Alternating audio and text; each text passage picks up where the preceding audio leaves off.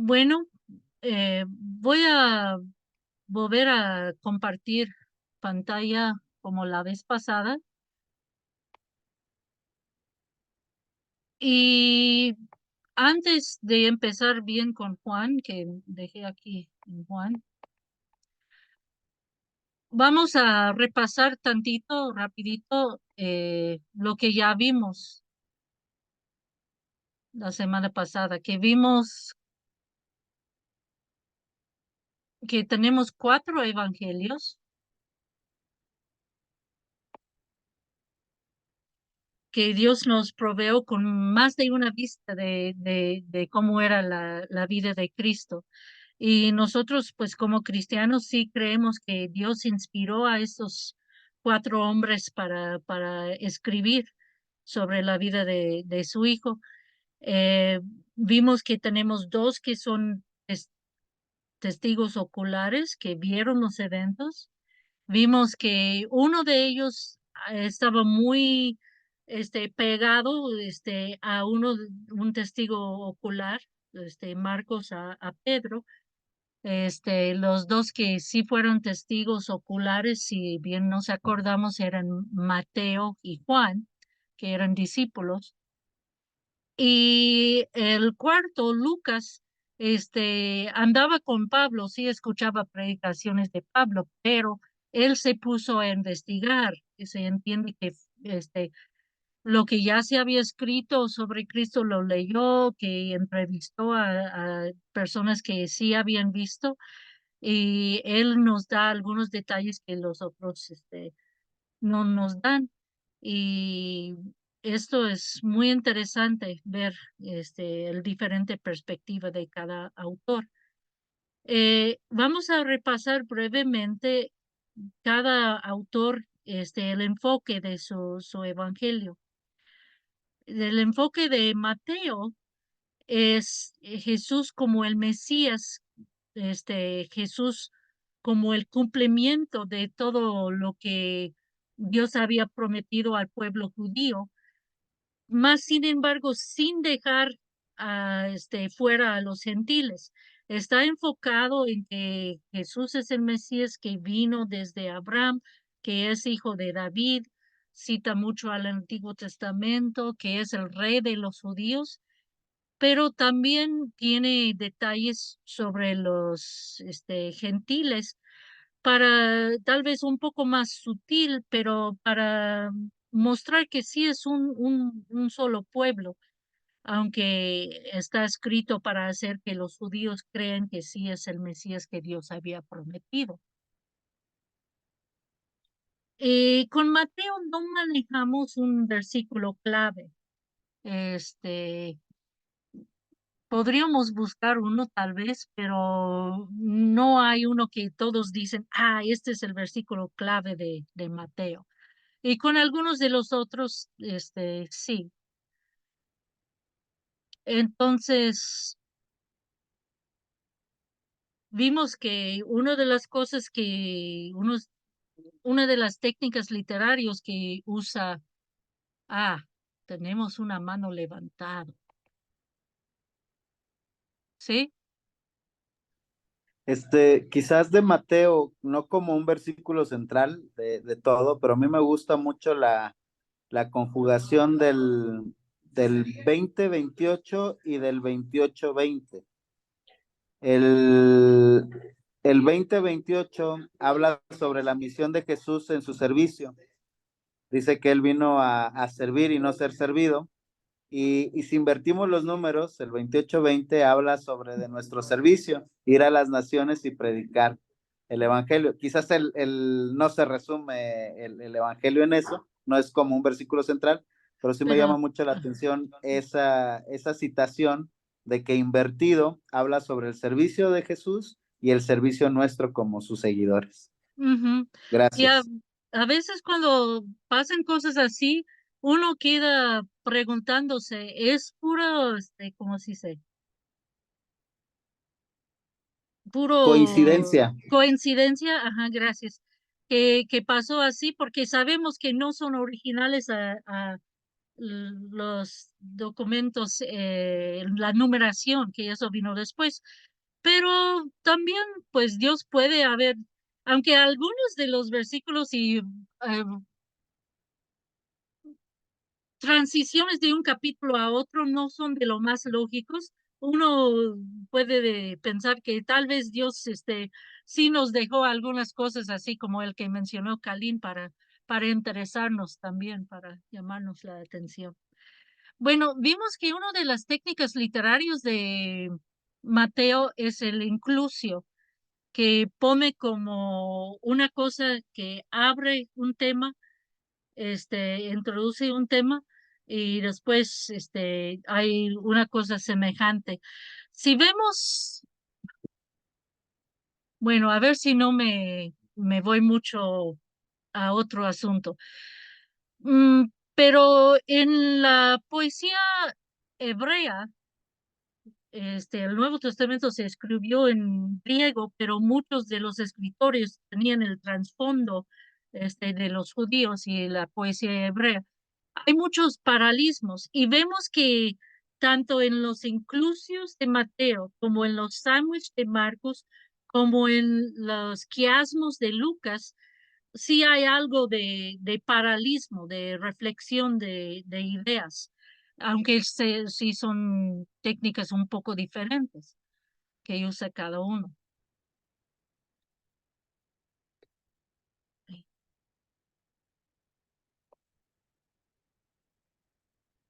Entonces, los de Mateo son casi como si tenemos un bonche de libros en un repiso y tenemos un sujetalibros de un lado y otro sujetalibros del otro lado. Eso es más o menos lo que hace Mateo.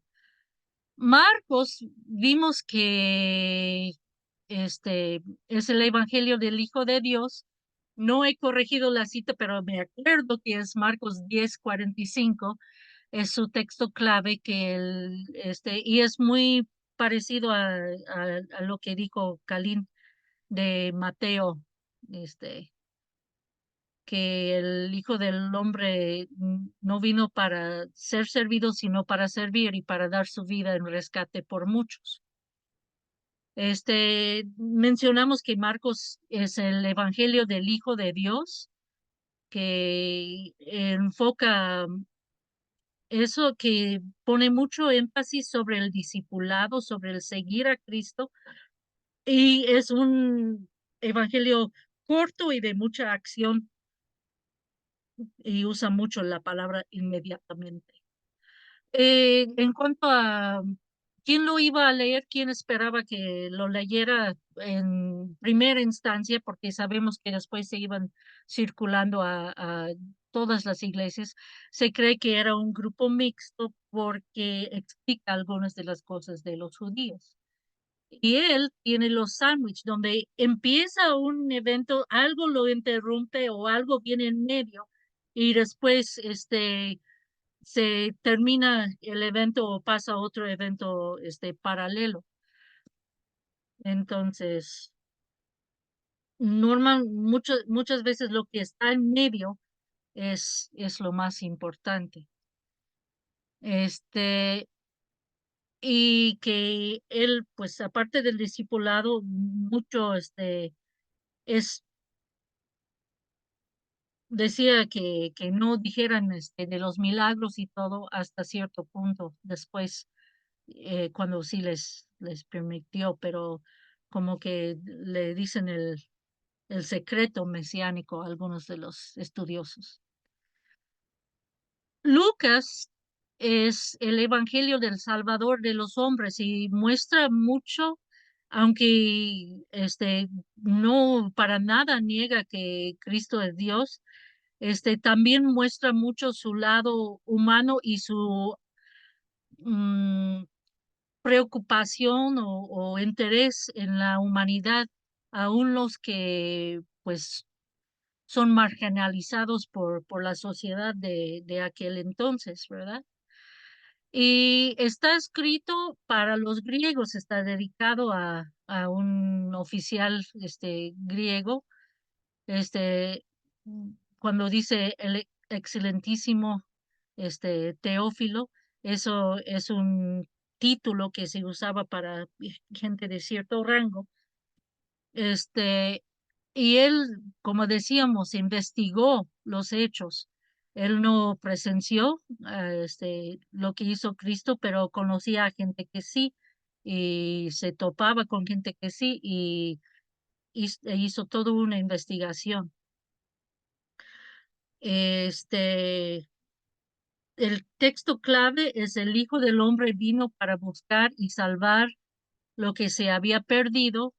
Es en Lucas que encontramos, más adelante hablaremos de ellos, pero las tres parábolas de cosas perdidas, oveja, moneda e hijo, este, habla de Jesús como hijo del hombre, o sea que muestra su humanidad, o su, ¿cómo se dice? Que es para todos y no solamente para los judíos, llevando la genealogía más atrás hasta Adán. Y en él, no solamente en él, pero en él podemos ver un poco más los quiasmos. Estaba comentando el hermano Kalin después, este, del estudio la semana pasada, que le hubiera gustado que hubiéramos visto esto un poco más detenidamente, porque pues sí está hecho para eventos paralelos que van cada vez más para adentro, pero tal como con los años de Marco, lo de en medio es lo más importante, porque cuando se para a leer, se le da el libro, hable el libro, lo que lee es sobre el Mesías, algunas de las cosas que hará él, como dar las buenas noticias a los pobres, sanar a mucha gente y todo. Y dice, hoy esto se ha cumplido. Cierra el libro, lo da al encargado y se sienta.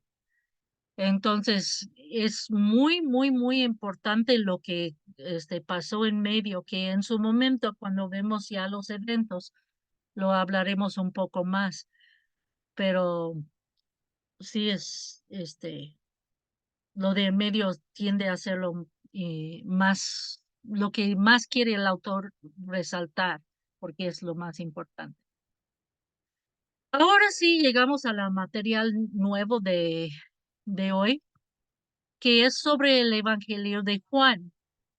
Juan se escribió mucho, mucho después que los otros evangelios. Si bien estamos diciendo que ninguno de los otros creemos que se escribió después de los 70, y algunos a lo mejor hasta en los años 50 y tantos.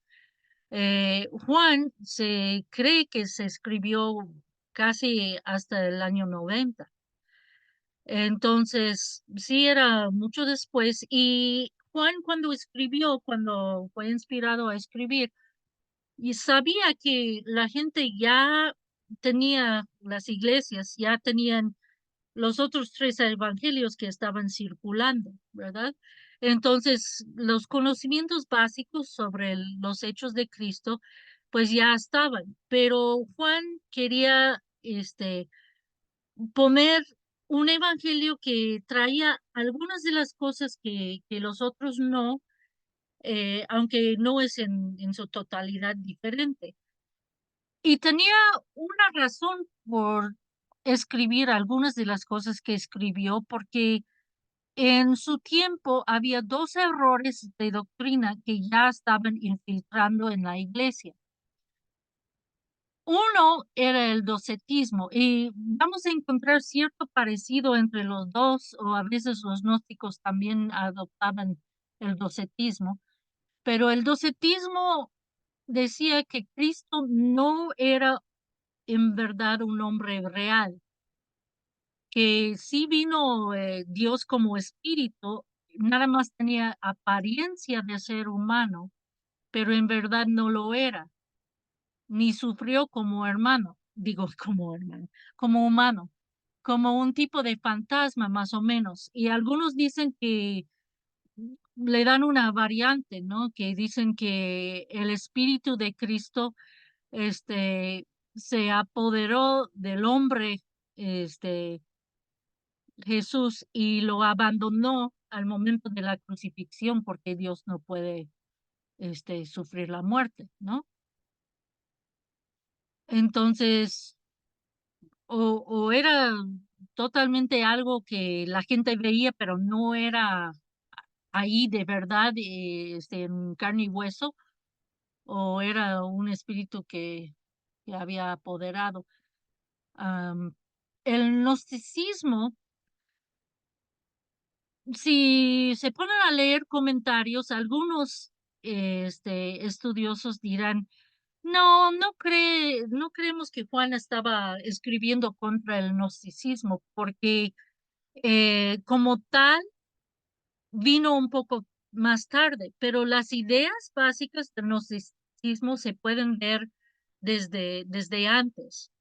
Y se puede ver que algunas de esas ideas que después se coagularon en lo que se llegó a conocer como el gnosticismo, eh, ya estaban presentes en los tiempos de Juan. Los gnósticos decían que la materia es malo, o sea que todo lo materia es malo.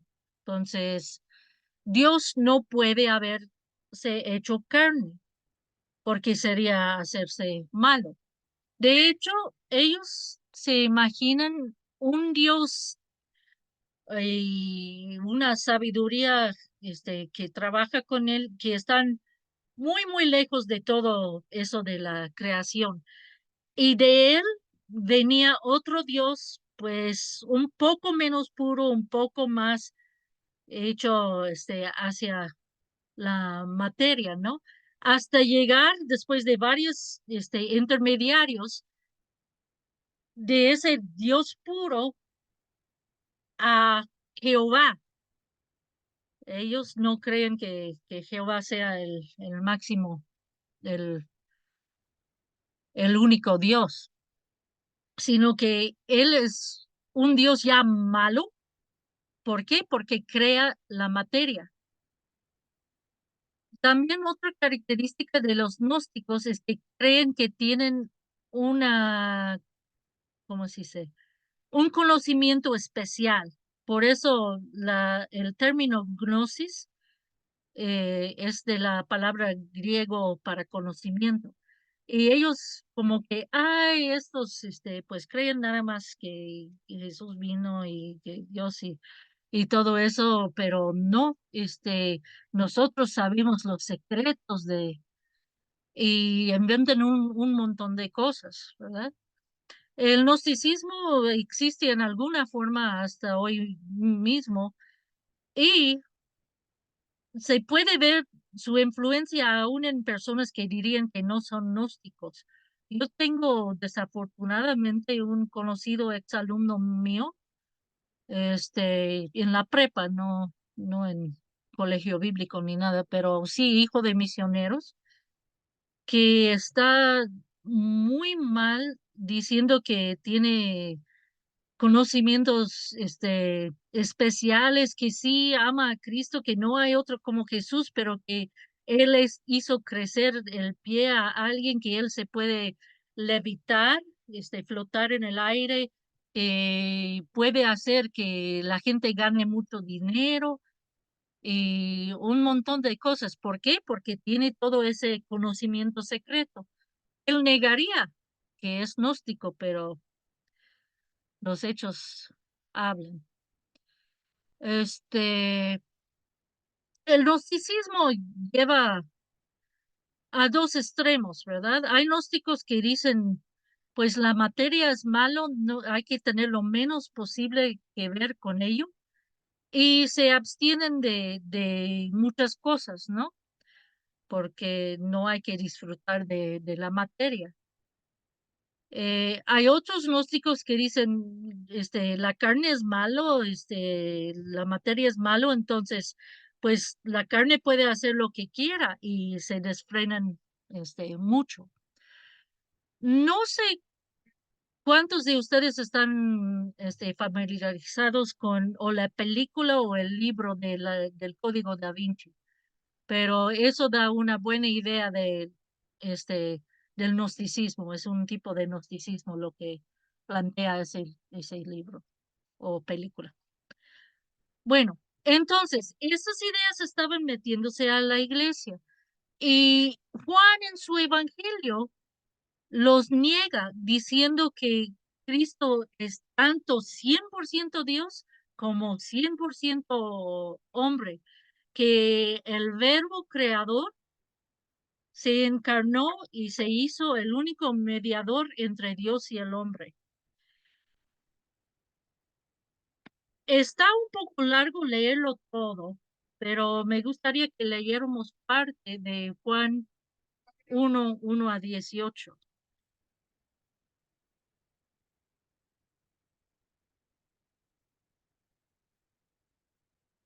Juan 1,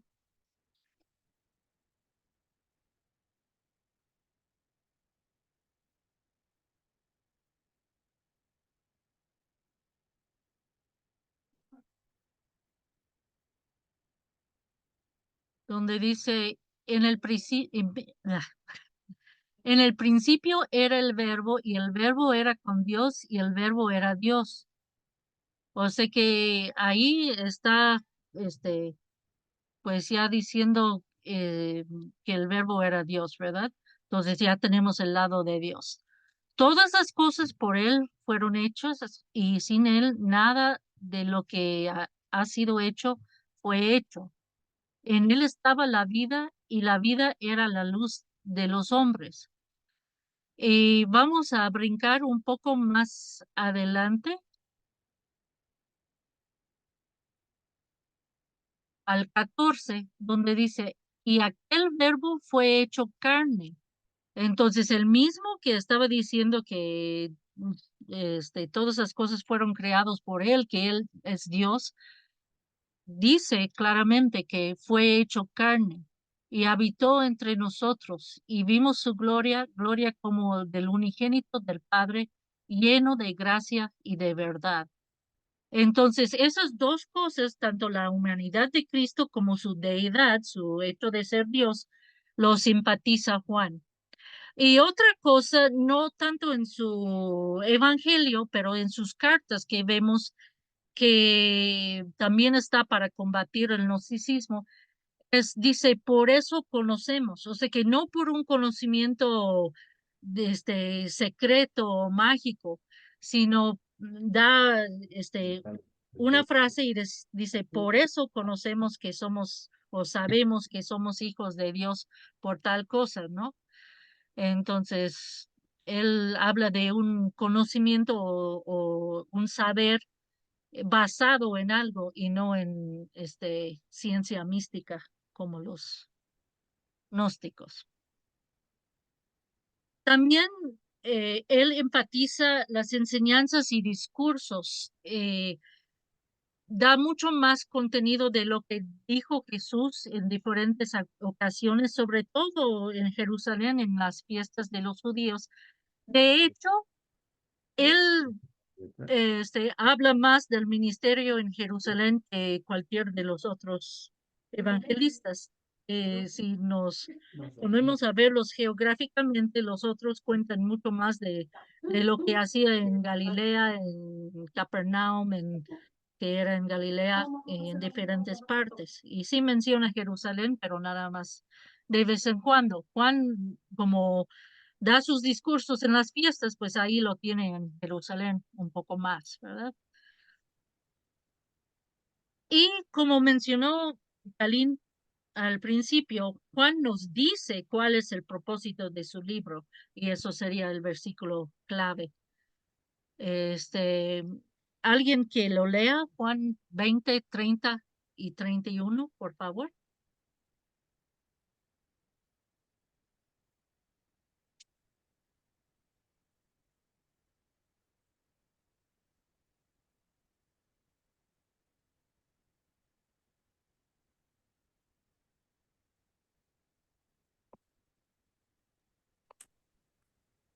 30-31. Ujú. Hizo además Jesús muchas otras señales en presencia de sus discípulos, las cuales no están escritas en este libro, pero estas se han escrito para que creáis que Jesús es el Cristo, el Hijo de Dios, y para que creyendo tengáis vida en su nombre. Muy bien. Entonces, él mismo nos dice que pues no todo lo incluyó, ¿verdad? Pero el propósito de su libro es que creemos y no solamente para, qué bien, creo, pero para tener vida en su nombre, ¿verdad? Bueno, se conoce a Juan como el evangelio escrito para hacer creer, por lo mismo, que se puede llamar apologético, porque la apología es la apologética es pues dar razones o dar motivos para creer. Y algunos dicen que está dirigido más a la gente que tiene la forma de pensar más filosófico. De hecho, cuando habla del verbo, usa un término filosófico de los griegos. Es la palabra para palabra, simplemente, logos. Pero los filósofos griegos le habían dado un significado más amplio hablando de ello en la filosofía, y él agarra un poco de eso en la forma en que describe al verbo, ya trans- este, la traducción que ponemos ahí, aunque es la palabra para palabra, es verbo para distinguir, para darle un uso un poco diferente. Bueno, como hemos visto en todos sus evangelios, no se menciona el nombre del autor, pero se cree que lo escribió Juan, hijo de Zebedeo, pescador. Se piensa que por eso es que nunca menciona a Juan por nombre, que por, bueno, no exactamente timidez, sino humildad. Me avisa que mi conexión es inestable. Si ya se quitó, esperamos que sí seguimos bien. Hubo un pequeño desfase, Sherry, pero te escuchaste completo. Ok. Este, Cuando el Evangelio de Juan habla de Juan, dice el discípulo que Jesús amaba. O sea que no poniendo, como si se importancia sobre él como, ay, me amó Jesús, sino que Jesús tuvo la bondad de amarlo. Este, y la tradición dice que fue Juan también, porque lo dicen Ireneo, Clemente de Alejandría, Orígenes y Hipólito, Tertuliano y el fragmento de Muratori. Todos dicen que era Juan, pero aquí tenemos un punto interesante. Papías, según Eusebio, dijo que era otro Juan que era anciano de la iglesia. Y no sabemos si fue distinto o si Juan sabemos que sirvió en una iglesia también, o por lo menos la tradición dice que sirvió en Éfeso.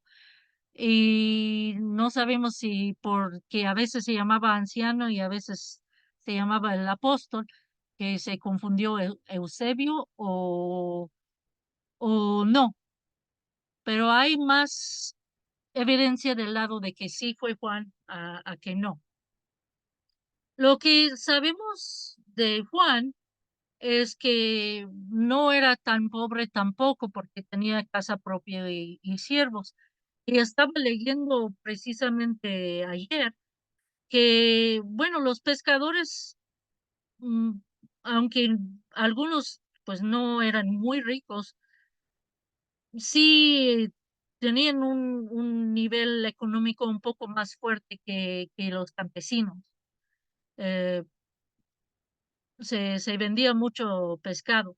Y una cosa que notamos de Juan es que conocía al sumo sacerdote lo suficientemente bien como para entrar en su casa. El juicio de Jesús, Juan entra a la casa del sumo sacerdote. No sabemos si había algún parentesco, no sabemos si había una relación comercial, que ellos vendían pescado a la casa a tal grado que pues se consideraban amigos de la familia, pero sí notamos que sí entró. Sabemos de Juan que era un discípulo primero de Juan el Bautista, y que viajaba con Jesús junto con Jacobo, Pedro, Andrés y a lo mejor otros de los que llegaron a ser apóstoles antes de su llamamiento final y sin dejar completamente la pesca. Cuando vamos pasando por los eventos, vamos a ver cuando primero conocieron a Jesús, Jacobo y Juan y Andrés y Pedro y Felipe y Natanael. Vamos a ver cuando primero lo conocieron y después vamos a ver su llamamiento formal de los que eran pescadores, los 4 pescadores. Entonces ese punto lo volveremos a tocar entonces.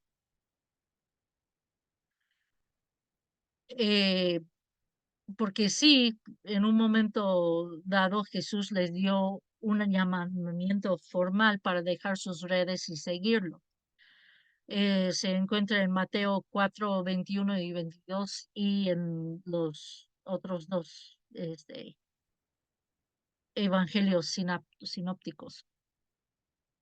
Sabemos que Juan era parte del círculo de los que estaban más cerca de Jesús.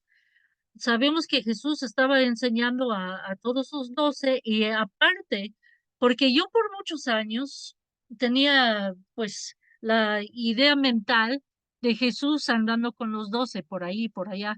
Y sí, pero había muchos otros. Había hasta algunas mujeres que lo seguían. Y eso vamos a ver cuando vemos los eventos de su vida. Pero yo creo que viajaba con un grupo más grande de lo que yo imaginaba por muchos años.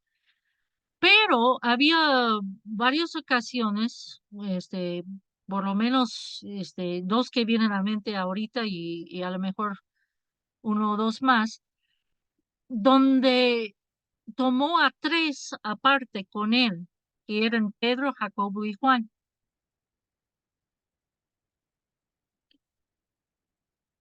Bueno, aquí tengo 3 citas, entonces han de ser 3 ocasiones.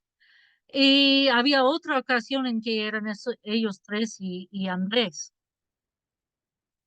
Otra vez la conexión es inestable, entonces voy a hablar lento hasta que desaparece y ya desaparece.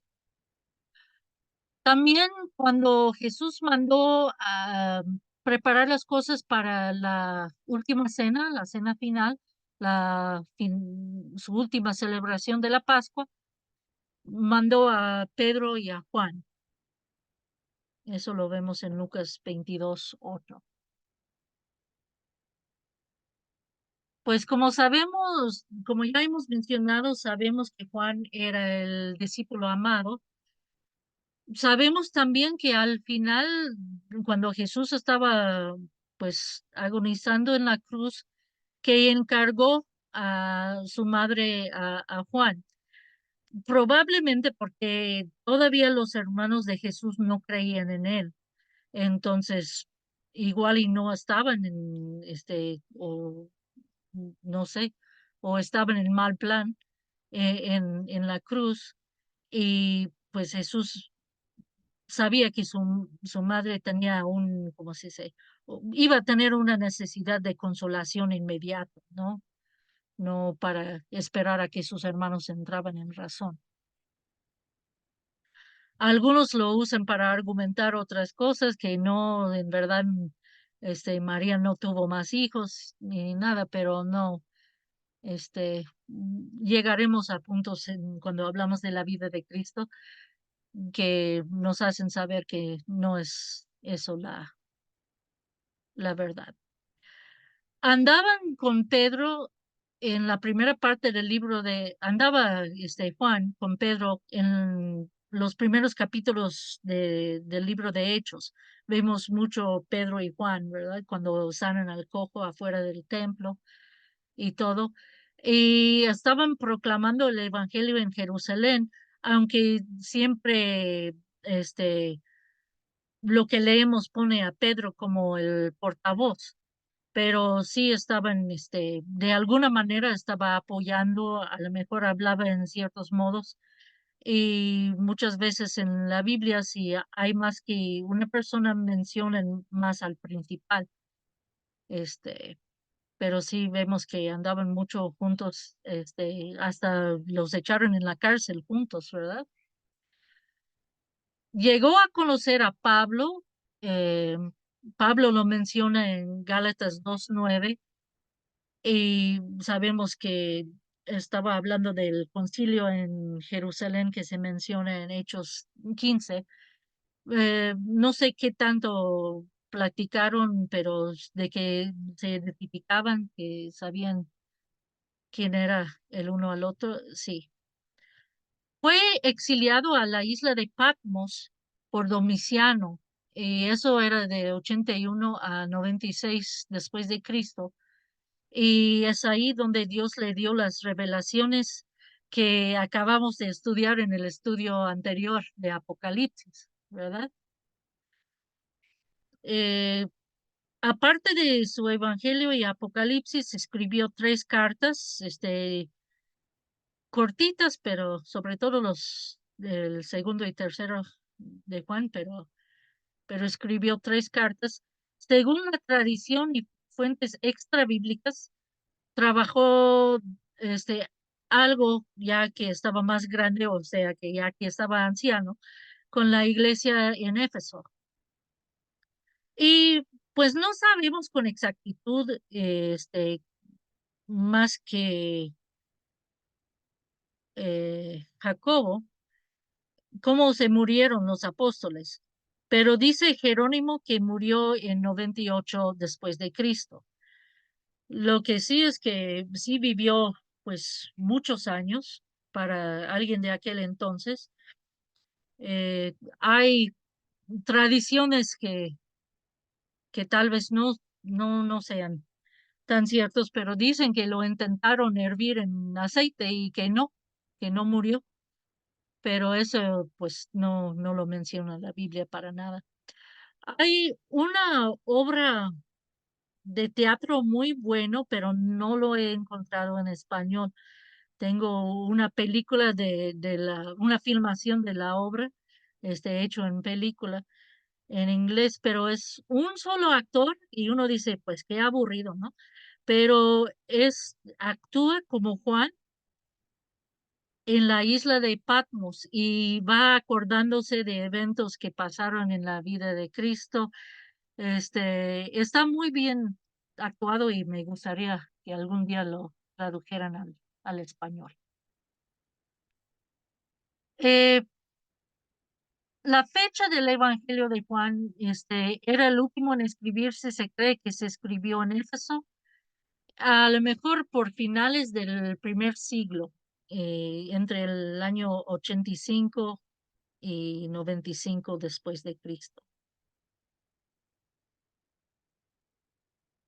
Complementa a los sinópticos, porque los sinópticos, como decíamos, nos hablan mucho del ministerio de Jesús. Disculpen mi lengua que se hace nudos. Hablan mucho, Mateo, Marcos y Lucas, del ministerio de Jesús en Galilea. Y en Judea, pues nada más cuando llegan a los eventos de su crucifixión, porque pues ahí tomaron lugar. Pero Juan menciona varias veces que Jesús estaba en Jerusalén antes de sus días finales, y habla, como decíamos, de la enseñanza que daba cuando estaba ahí. También menciona, es en Juan que nos menciona de la mujer samaritana en Sicar. Los sinópticos eh, comparten mucho material. Sí hay cosas que uno trae que el otro no, pero sí comparten mucho. pero solamente 8 a 10% de lo que escribe Juan se encuentra en los otros evangelios. Una de las cosas mayores que comparte con ellos es la alimentación de los 5,000. Es el único milagro que se menciona en los 4 evangelios. Juan también menciona cómo Jesús andaba sobre el agua, habla de la fiesta en la casa de Simón en Betania y coincide también obviamente, en varias cosas de su muerte y resurrección. En los sinópticos, cuando habla de la enseñanza de Jesús es por parábolas y discursos. Juan incluye también conversaciones, como su conversación con Nicodemo, como su conversación con la mujer samaritana, ¿verdad? Y sus discursos también y sus conversaciones los da más detallados. Y a estas alturas, ya que la gente conocía un poco más de quién era Cristo, qué había venido a hacer, qué hizo cuando estaba en la tierra, ya podrían concentrarse un poco más en la profundidad de su enseñanza, cuando antes pues lo tenían que llegar a conocer, ¿verdad? Y para eso servían los sinópticos mucho. En los sinópticos, Cristo es presentado como rey Mesías en Mateo, siervo de Jehová en Marcos y hombre perfecto en Lucas. Y como decíamos en Juan, es el verbo eterno que se hizo hombre, o sea que es Dios, es hombre. Y nos revela el corazón de Dios. Las características del Evangelio de Juan, él no comparte ninguna parábola y solamente habla de 7 milagros, pero son bien elegidos para hacer creer y 5 de ellos se encuentran nada más en Juan. Incluyen muchos discursos, ya lo hemos dicho varias veces, 27 entrevistas personales. Otro que se me viene a la mente es con el hombre nacido ciego, que hablo con él al final. Y tiene 7 frases, yo soy tal cosa, ¿verdad? Yo soy la vid, yo soy la puerta de las ovejas, yo soy el buen pastor, yo soy la resurrección y la vida. Y hay 2 ocasiones más donde simplemente dice yo soy, sin decir qué es. Y vamos a ver la importancia de eso cuando vemos los eventos de la vida de Cristo.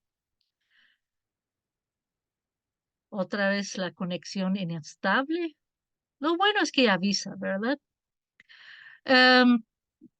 Juan usa mucho para sus técnicas literarias juegos de palabras. Cuando está hablando con Nicodemo, usa la misma palabra pneuma en el versículo Juan 3:8 2 veces, pero esa misma palabra tiene 2 posibles significados y lo usa en sus 2 significados, pero para hacer una relación entre las 2 cosas. Juan 3:8, no, otro 3, estaba un poco mal, ¿no?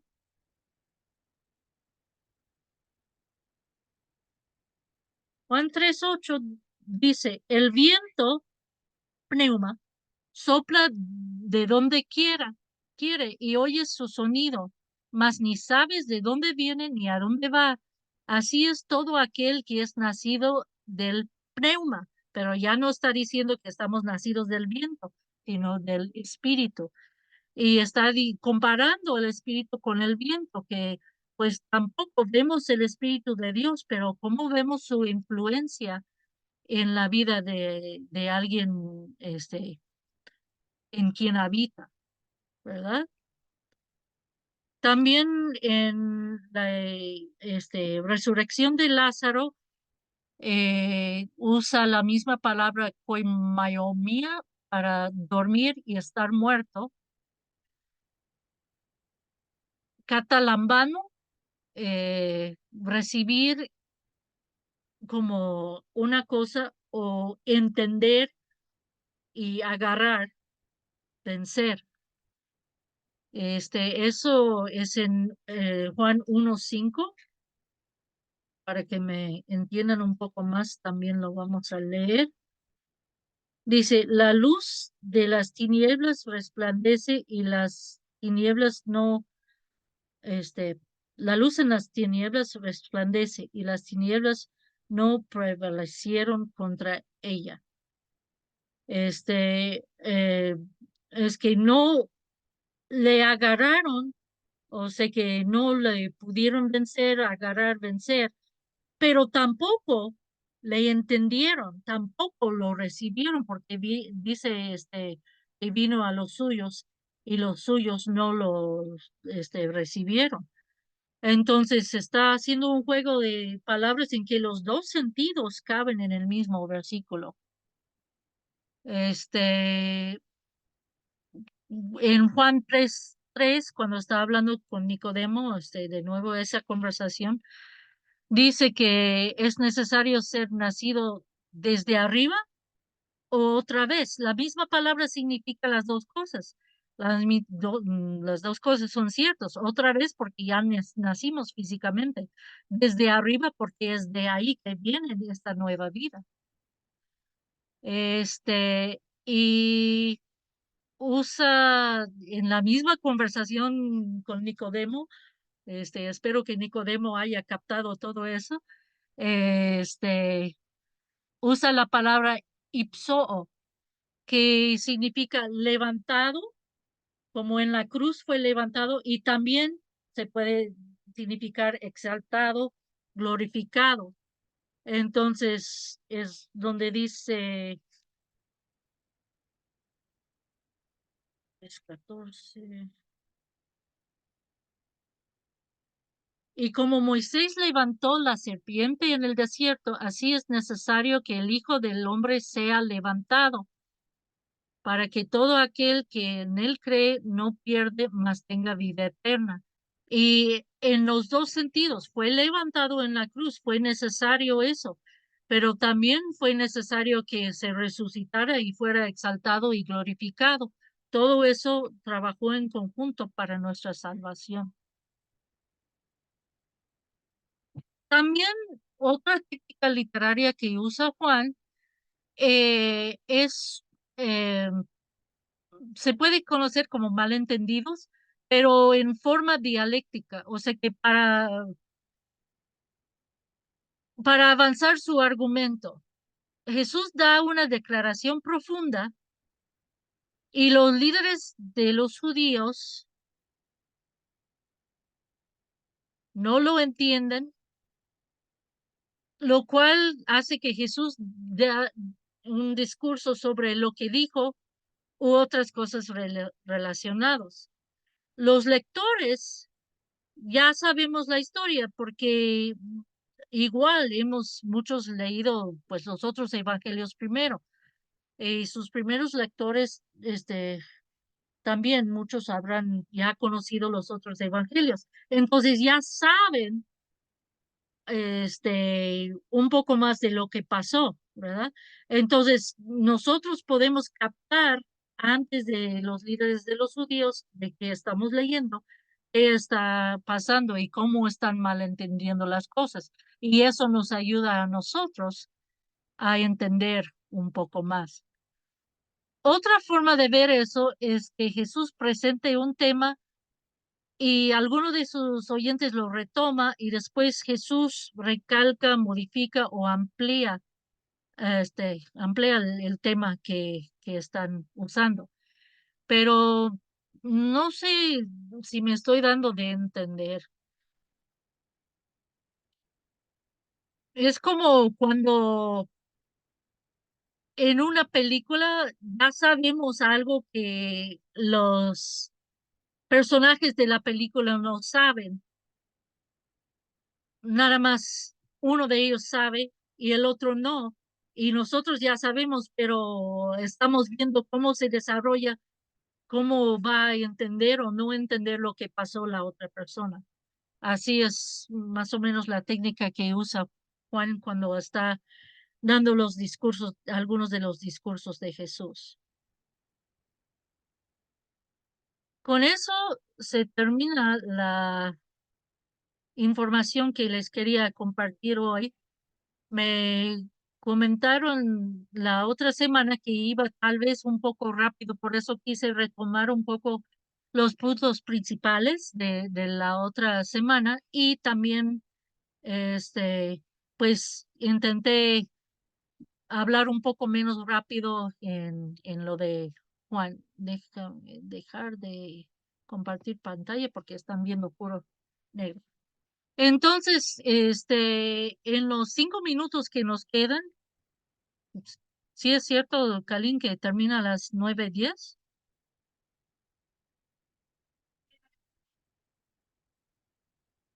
Creo que está ocupado. Es correcto, Sherry. Quisiera saber si tienen algunas preguntas o lo que más les ha llamado la atención hasta ahorita.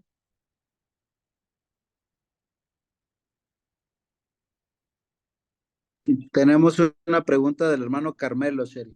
Ah, ok, perdón. No soy muy buena. Te la leo. Ajá, Dice, solo haciendo una aclaración. En Juan 1:11 señala que a lo suyo vino y los suyos no lo recibieron. ajá, así es.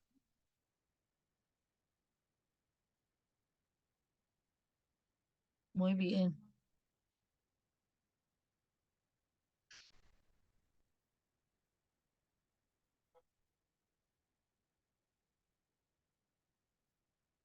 A ver,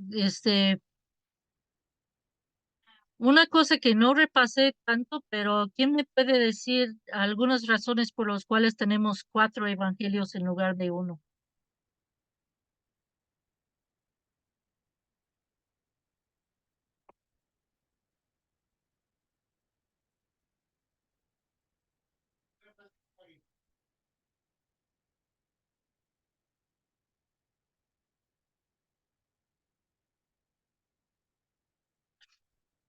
Acuérdense que Te hablamos. cortaste poquito.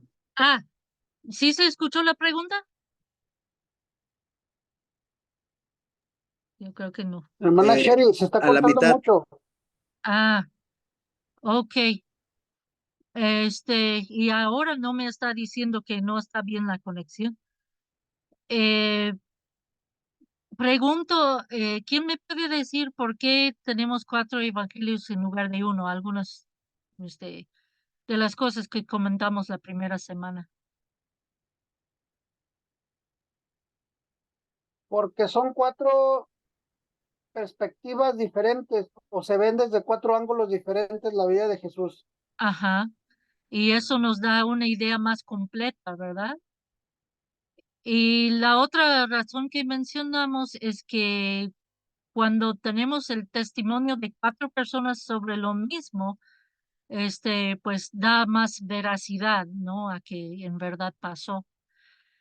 Este, una cosa que quisiera comentar, he dicho que vamos a ver los eventos de la vida de Cristo y lo vamos a ver en el orden más cronológico posible. No estamos, completamente seguros en algunas ocasiones qué pasó antes que otra cosa, pero sí se han armado lo que se conoce como armonías de los evangelios, donde se coloca todo más o menos en una forma cronológica.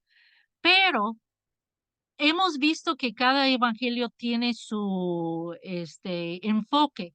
Y es bueno lo que vamos a ver de tener más una idea de la cronología, pero también es muy bueno leer cada evangelio aparte y pensar en cómo estaba dirigido a ciertas personas y recibir el mensaje como Dios le había inspirado a este autor darlo.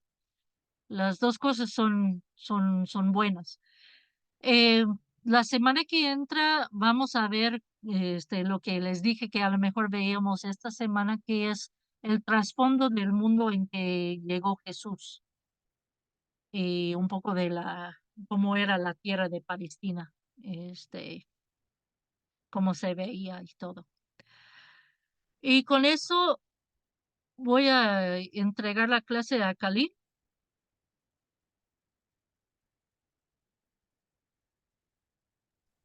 Muchas gracias, Sherry. Pues gracias a Dios, hermanos, llegamos a terminar este primer tema que es muy importante. Nada más haciendo un paralelismo. Recordemos que así como en el Antiguo Testamento hay un Nuevo Testamento, lo que podríamos clasificar como la ley y la gracia. Al principio del Antiguo Testamento se da un pormenor. Dios está de cierta manera influenciando a Moisés a escribir y nos relata, ¿verdad? Este principio que se le llama Torá, la ley, que incluye 5 libros, los cuales explican el inicio de todas las cosas, el inicio de un pueblo especial, el inicio de una consagración y el inicio de una adoración para ese pueblo.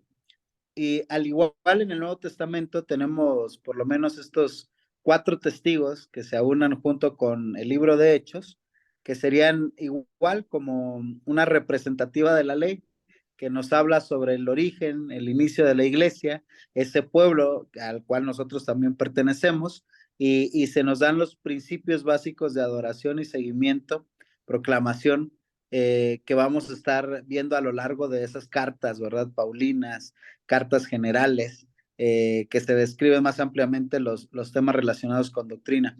Pero este es el inicio y los evangelios nos dan una constancia firme de una veracidad, porque los testigos para eso están, para dar fe y legalidad de lo que vivieron. Entonces, gracias a Dios por la vida de Sherry, porque nos puede abrir más el panorama sobre los evangelios. Hay muchas cosas, ¿verdad? Yo sé que hay cosas que Sherry está resumiendo, condensando para nuestro aprovechamiento, pero todavía hay cosas por descubrir en los evangelios. Esto nada más es una breve introducción a ellos. Ya posteriormente Sherry nos va a dar una localización geográfica, como lo acaba de mencionar. Nos va a poner en un punto histórico, en un punto social, en un punto religioso, y vamos a ir aprendiendo de los evangelios como si estuviésemos ahí, en ese tiempo real, porque no hay que olvidar, sigue siendo un testimonio.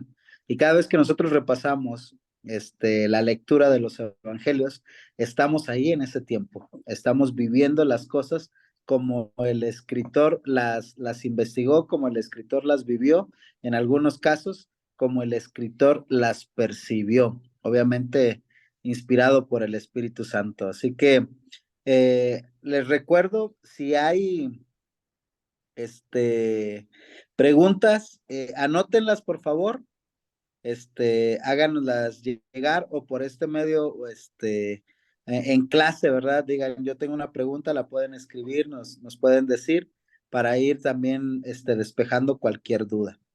Vamos a orar para terminar esta clase. No se les olvide decir presente. Por ahí, gracias a los que ya están siendo presente. Y también, como es una introducción, todavía hay oportunidad. Si conocen a alguien, compártanle el link que quiera aprender de los evangelios. Yo sé que hacemos la publicidad muy tajante, ¿verdad? Así suena. Pero la verdad es que queremos compartir este conocimiento con todos los que lo quieran recibir. Entonces pueden compartir el link y pueden también la información ya tomada, analícenla, estudienla y también compártanla con sus amigos, con su familia, en su congregación. Pues Te vamos a orar. regreso la llamada en como 7 minutos, ¿está bien? Bye. Te agradecemos, Señor Jesús, gracias por tu amor, por tu misericordia, y gracias, Padre, porque nos permitiste tener una clase más el día de hoy. Te pido, Señor, que tú nos sigas dando vida y salud para poder llegar a un jueves más, Señor, a aprender de tu palabra y ponerla en práctica. Gracias, Señor, porque nos has dejado una herramienta útil para poder enfrentarnos contra aquellos pensamientos o doctrinas, Señor, que nos apartan de ti. Ayúdanos a ser guiados a toda la verdad a través de tu Espíritu y poder estar caminando en ese mismo sentido, Señor, en la verdad. Te alabamos, te bendecimos, te glorificamos, Señor. Gracias por esta noche, gracias por todo lo que haces en nosotros y gracias por esta clase. En Cristo Jesús, amén. Amén. Pasen muy bonita noche, mis hermanos. Se nos olvidó grabar la primera introducción el jueves pasado. Así que esta clase sí se va a subir y Sí. también se va a subir el material en las diapositivas para que tengan también una forma más de poder pues repasar, ¿verdad? Las cosas. También tienen su librito de apuntes. Entonces, primeramente Dios, nos vemos el próximo jueves con un tema más. Ay, perdón, se me fue de repente mi esposa quería ver los presentes. De repente como que sentí que lo metí muy... Aquí está, risa y risa. Por allá también. Sí, aquí estamos en casa de unos hermanos, también ellos están escuchando la clase con nosotros y gracias a Dios, ¿verdad?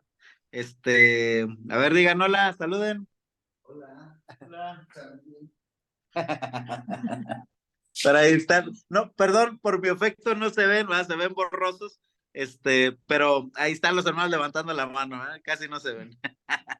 Pero sí, igual si ustedes pueden hacer lo mismo, ¿eh? Junten a su familia, a sus amigos, escuchen la clase, inviten a más personas. Eso realmente es muy, muy necesario y muy gratificante para nuestro servicio. Agradezco mucho por la vida de Sherry. Esta clase es la que ella imparte en la Universidad Cristiana en México. La impartió mucho tiempo ahí y también la imparte en el Colegio Cristiano del Centro. Entonces, para que nosotros aprovechemos todo este material que ella va a estar dando durante estas semanas y pues también lo podamos compartir. Pues ya no les quito más la intención, ¿verdad, mis hermanos? Gracias por pasar esta noche con nosotros. Dios me los bendiga. Dios les bendiga. Dios les bendiga, los guarde.